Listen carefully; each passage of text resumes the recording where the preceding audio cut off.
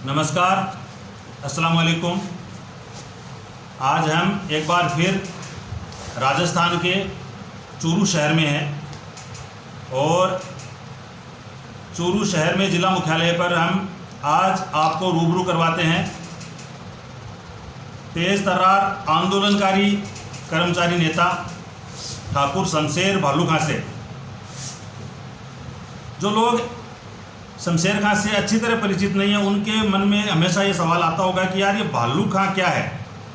तो उन लोगों के लिए ये एक सूचना है कि भालू खां जी शमशेर खां के वालिद साहब का नाम था और वो यहाँ से विधायक थे चूरू विधानसभा सीट से 1980 से 85 के दरमियान।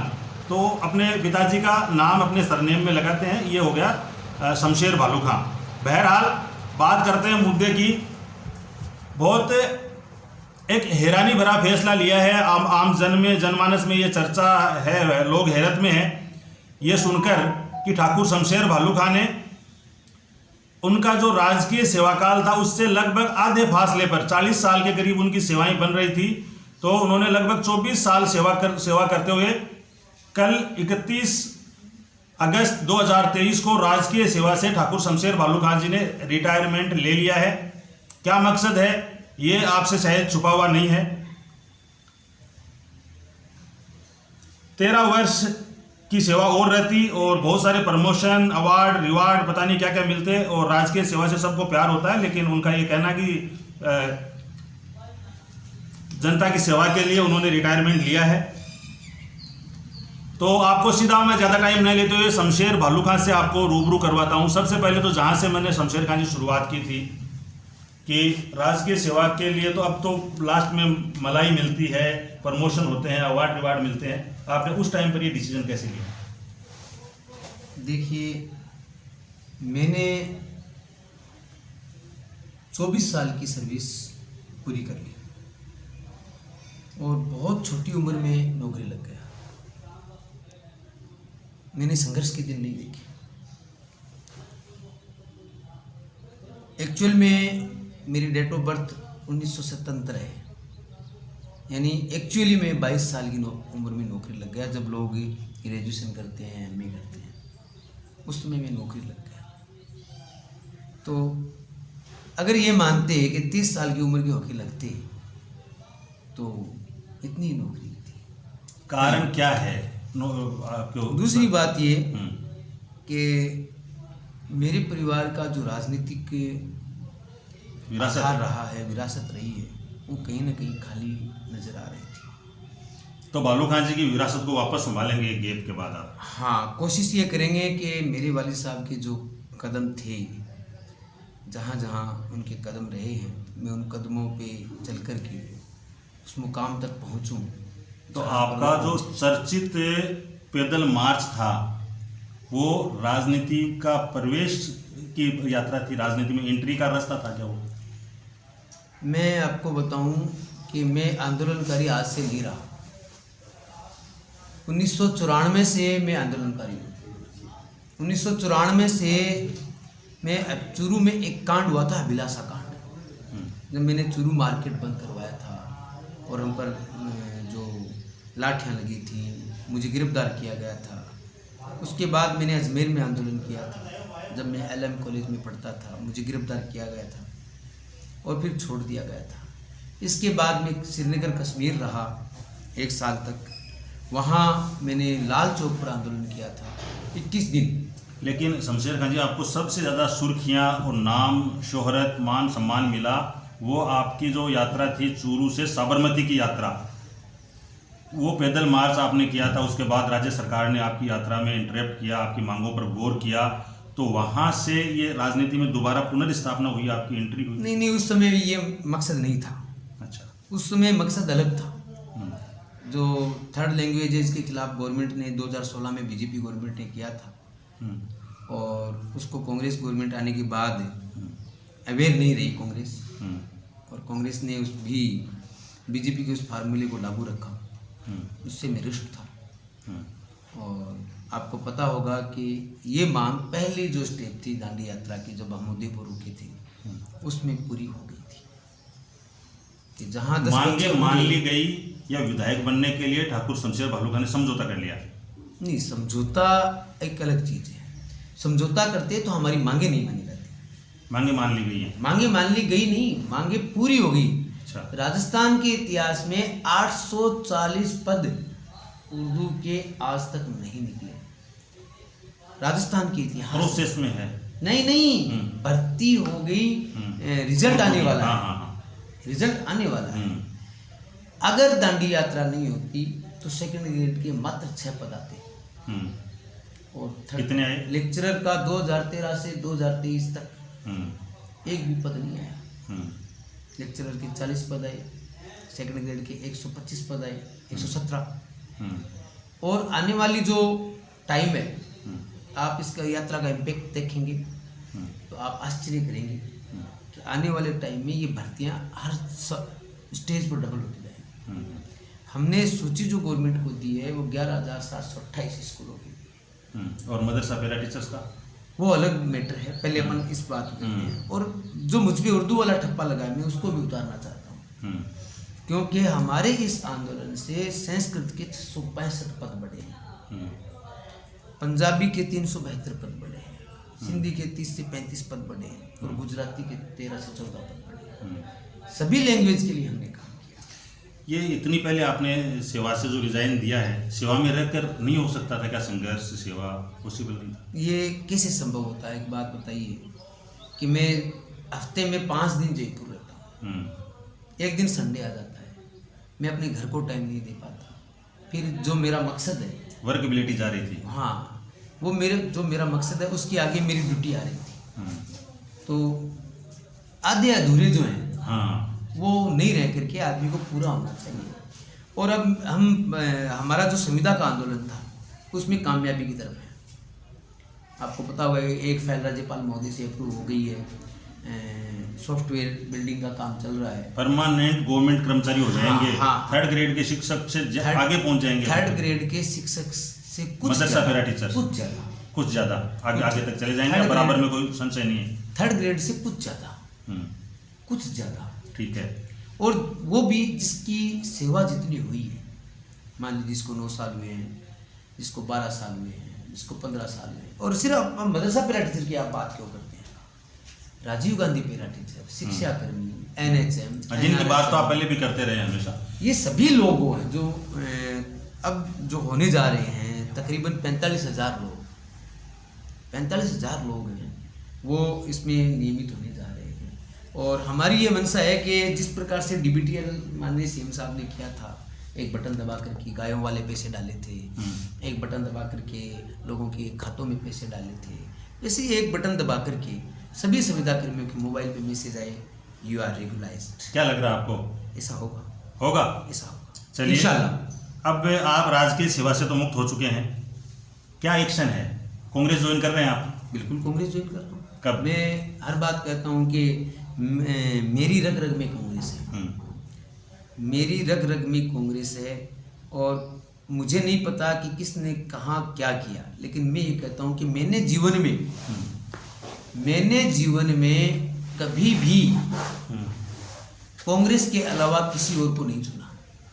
इसलिए कांग्रेस के तो खिलाफ आंदोलन कर रहे थे आप? नहीं, कांग्रेस के खिलाफ आंदोलन नहीं था। हमारी पार्टी ने लोगों से वादा किया था, हमारी पार्टी ने लोगों से वादा किया। हमने लोगों से कहा कि आप अगर कांग्रेस पार्टी को वोट देते हो तो आपका ये काम करेंगे, और जब हमारी पार्टी ये काम नहीं करेगी तो पार्टी को याद दिलाना ये कोई वादा वो नहीं है, खिलाफ। ठीक है, 4 तारीख को आप कांग्रेस से हो जाएंगे, मतलब आधिकारिक तौर पर, ऑफिशियल तौर पर, आधिकारिक तौर से ऑनलाइन। उसके बाद का क्या प्लान है सर आपका? आधिकारिक तौर से ऑनलाइन आज मैंने सदस्यता ले ली है। अच्छा, आज आपने मेंबरशिप ऑनलाइन सदस्यता ले ली। तो क्या मुख्यमंत्री से, PCC चीफ से या राष्ट्रीय अध्यक्ष से मिलने का प्रोग्राम है 4 तारीख को? क्या प्रोग्राम है आपका? 4 तारीख को तो हम जब जयपुर पहुंचेंगे तो वहाँ किससे मिलना होगा, क्या होगा, ये अभी तो माननीय डोटासरा साहब से मेरी बात हुई है और उन्होंने कहा कि 4 को आ जाओ आप, हम बात करेंगे। मेरा इतना कहना है कि कांग्रेस पार्टी ने जब इतना किया है, मैंने ये फैसला क्यों लिया? कांग्रेस पार्टी ने, बहुत सारे लोगों ने आंदोलन किए, छबड़ा साहब ने अपनी जान दी थी शराबबंदी के लिए, दे दी थी ना। क्या जिस पार्टी की सरकार थी उसने कोई एक्शन लिया? कोई बात हुई? नहीं हुई। शमशेर बालू का एक छोटा सा आदमी, एक मास्टर, मतलब आप ये कहना चाह रहे हैं कि कांग्रेस ने आपकी बातें जैसी मांग की थी वैसी की वैसी मानी, तो अब आप कांग्रेस की सेवा करेंगे? आप? मैं कांग्रेस पार्टी की सेवा करूंगा। मुझे इतना जरूर कहता हूँ, आपका सवाल अगला हो सकता है कि आपको टिकट नहीं मिला तो आप क्या करोगे, हो सकता है। तो मैं आपको पहले ही बता दूं कि यदि मुझे टिकट नहीं मिलता है तो जिस भी व्यक्ति को टिकट मिलेगा, 31 लोगों में से XYZ ABC किसी को भी टिकट मिलेगा। 31 लोगों ने आवेदन किया टिकट के लिए? 31 लोगों में से ABC XYZ किसी को टिकट मिलेगा। मैं अपने धन, अपने मन, अपने तन और अपने कर्म, 4 के बाद आप कांग्रेस ज्वाइन कर लेंगे। उसके बाद का कोई है प्रोग्राम? आपने यात्रा का कोई डिक्लेयर किया है रूट चार्ट, उसको शेयर करना चाह रहे हैं क्या? हाँ, 4 तारीख से मैं यात्रा पे निकल रहा हूँ, भारत जोड़ो यात्रा, जो माननीय राहुल गांधी जी की एक बहुआयामी यात्रा है।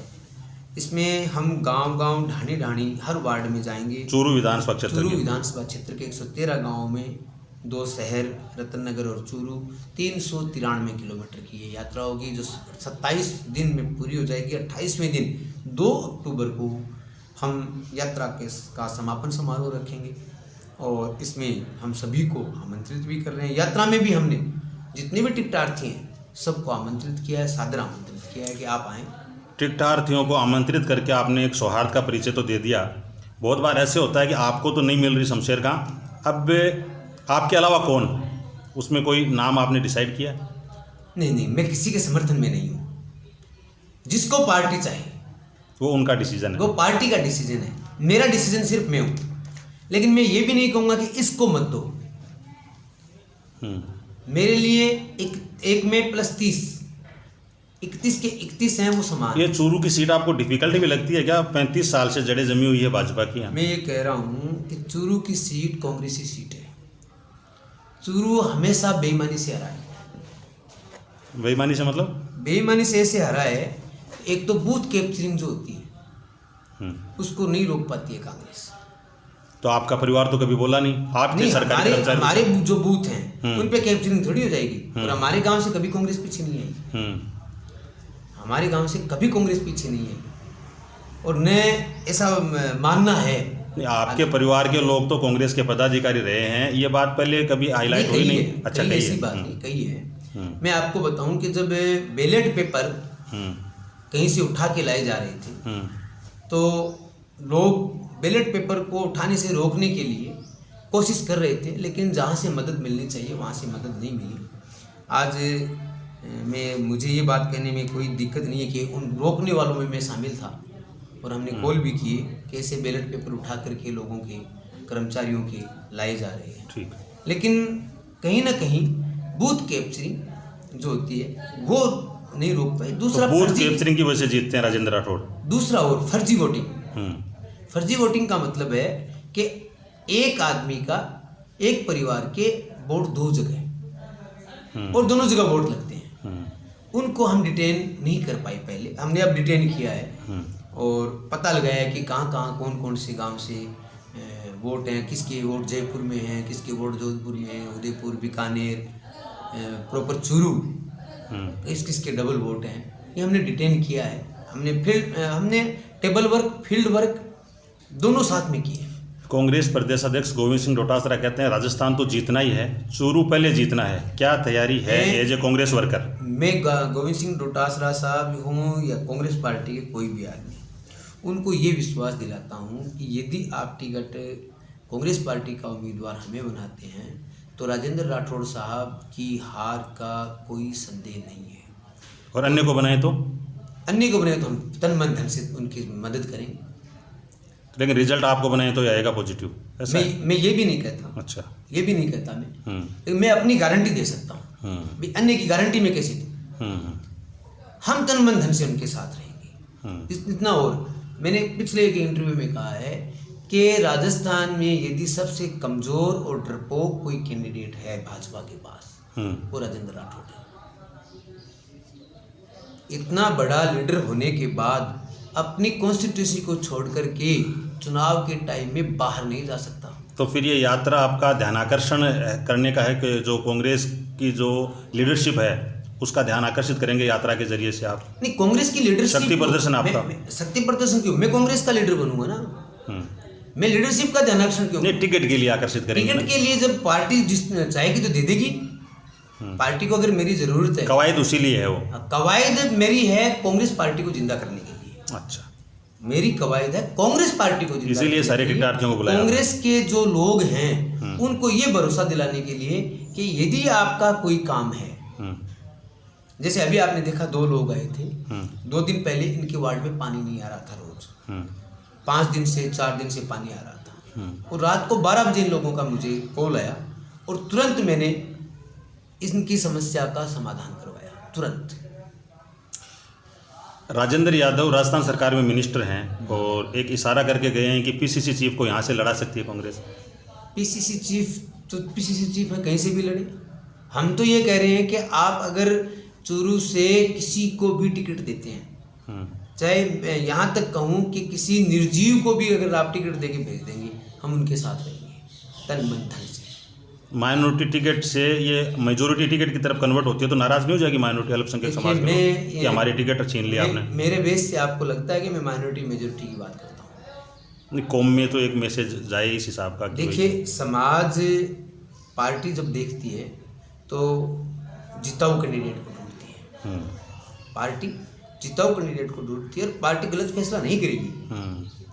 पार्टी कोई ऐसे थोड़ी है कि गुड्डे गुड्डी का खेल लिया। आप एक बात बताइए कि गोविंद सिंह जी डोटासरा अगर चूरू से लड़ते हैं तो नुकसान कहाँ है? कहाँ नुकसान है आप बताइए? नहीं है कोई नुकसान। गोविंद सिंह डोटासरा या शमशेर बालूखा को लक्ष्मणगढ़ से लड़ाते हैं तो कहाँ नुकसान है? भाई गोविंद सिंह जी डोटासरा अगर चूरू से लड़ सकते हैं तो चूरू से लक्ष्मणगढ़ से शमशेर बालूखा भी तो लड़ सकता है, नहीं लड़ सकता क्या? लड़ सकता है ना। इसलिए इसमें कोई बड़ी बात नहीं है। टिकटों में कभी कभी क्या है, हेर फेर भी करना पड़ता है। तो पार्टी अगर करेगी तो अपनी सोच समझ के साथ करेगी, मेरा ऐसा मानना है। हाँ, मैं इतना कहता हूँ कि हम 5 तारीख से चूरू में पैदल यात्रा निकाल रहे हैं। जितने भी कार्यकर्ता लोग और हमें चाहने वाले या हमसे मोहब्बत करने वाले लोग हैं, स्नेह करने वाले लोग हैं, वो इस यात्रा में जो शेड्यूल है हमारा, जो सबको प्रेषित कर दिया गया है, अभी और कर दिया जाएगा, उस शेड्यूल के अनुसार आप यात्रा में भाग लें। यात्रा में तिरंगा झंडा और कांग्रेस का झंडा दोनों शामिल रहेंगे। जो भी व्यक्ति अगर अपना कोई बैनर बनाना चाहता है स्वयं का, तो वो भी स्वतंत्र है। कोई भी कांग्रेस का कार्यकर्ता अपना बैनर बना सकता है। उसकी शर्त इतनी है कि उस बैनर में माननीय अशोक गहलोत और राहुल गांधी की फोटो होनी जरूरी है। इसके अलावा आप स्वतंत्र हैं, अपना फोटो लगाएं और बैनर बनाएं। बहुत बहुत धन्यवाद। तो ये थे ठाकुर शमशेर बालूखा चूरू, जो अब कांग्रेस के हो गए हैं आधिकारिक रूप से। वैसे कह रहे हैं कि मेरी नस नस में कांग्रेस है और मेरा परिवार हमेशा से कांग्रेस ही रहा है। बहुत गहरी बातें इन्होंने अपनी चर्चा में कही है कि राजेंद्र राठौड़ से कमज़ोर कोई कैंडिडेट नहीं है, ये सीट ही कांग्रेस की सीट है। और वैसे देखा जाए तो इस बात में थोड़ा दम इसलिए नज़र आता है कि बहुत कम गैप से पिछली बार 1800, उसके बाद एक पूर्व सरपंच को चुनाव लड़ाया तो 3000 का गैप, असकली टाक के सामने लोग बता रहे थे 6000 का। 1860 वोट आए नोटा को। अच्छा, हाँ, 1860 वोट आए नोटा को, 1850 वोटों से हारी कांग्रेस, तो 0.99% वोटों से। एक बात होता हूँ मैं आपको, एक जोरदार बात होता हूँ। देखो, राजेंद्र सिंह जी राठौड़ 2 बार अमिता जी के टाइम को छोड़ करके 5000 से 6000 वोटों से ऊपर नहीं जीते। 5000 से 6000 अधिकतम वोट, और वो भी इसको खड़ा कर दिया, इसको खड़ा कर दिया। जो कैंडिडेट जैसे माइनॉरिटी का आदमी चुनाव लड़ रहा है तो 5 उन्होंने माइनॉरिटी के कैंडिडेट, वो तो रणनीति आपको भी खड़े कर देने चाहिए ओबीसी में से। फिर भी ये 6000 से अधिक वोटों से नहीं जीते, फिर भी, और इतना बड़ा कद होने के बाद। दूसरी बात, ये डर की राजनीति करते हैं। राजेंद्र सिंह जी डर की राजनीति करते हैं, भय की राजनीति करते हैं। लोगों को डराते हैं कि तेरा ट्रांसपोर्ट बाड़मेर करवा दूंगा, जैसलमेर करवा दूंगा। राजेंद्र सिंह जी, वो समय गया जब आप लोगों को ऐसे डराते थे। अब आप बाड़मेर, जैसलमेर खुद को जाना पड़ेगा आपको, लोग नहीं जाएंगे। तो राजस्थान की हॉट सीट चूरू में बयानबाजी का दौर बदस्तूर जारी है। सबसे पहले यहाँ शुरू हो गया है क्योंकि ये हॉट सीट है और कांग्रेस की तरफ से कौन आता है, 31 टिकटार्थियों में से या कोई नए चेहरे पे कांग्रेस दांव खेलती है। और राजेंद्र राठौड़ की भी क्या रणनीति रहती है, पहले भी वो सीट बदल चुके हैं, यहाँ से लड़ते हैं, बाहर से लड़ते हैं। ये देखना दिलचस्प होगा कि चूरू की राजनीति का ऊंट है वो किस करवट बैठता है। लेकिन इतना तय है कि चूरू की सियासी जंग आने वाले 2-3 माह में और ज़्यादा परवान पर चढ़ने वाली है। बोलता राजस्थान से जुड़ने के लिए आपका बहुत बहुत धन्यवाद। सहयोगी नेक मोहम्मद खान के साथ मुबारिक अली की रिपोर्ट।